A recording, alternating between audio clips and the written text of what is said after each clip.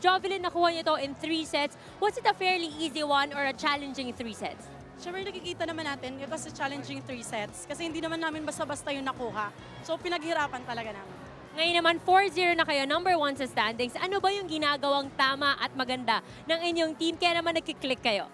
Siguro compose lang kami every game and ina-execute talaga namin kung ano man pinagtitrainingan namin everyday.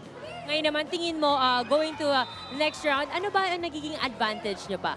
Siguro dahil naka 4-0 na kami, kumbaga yung confidence nandun na, siguro ipagpatuloy pa rin namin and we will train hard pa para makapagbigay kami ng magandang laban. At ngayon, dahil ikaw ang MVP of the game, chance mo nang bumawi sa lahat ng iyong fans and friends. To all the best fighting warriors, advance, happy anniversary, 119th anniversary on this March 2. And sa lahat ng Army, sa lahat nagtitiwala sa Army Family Gonzaga, sa Lenipe, Sir Tibayin, Sir Ginid, sa lahat ng mga family and loved ones namin at sa lahat ng sumusuporta, ituloy pa natin hanggang sa dulo, kapit lang. Thank you!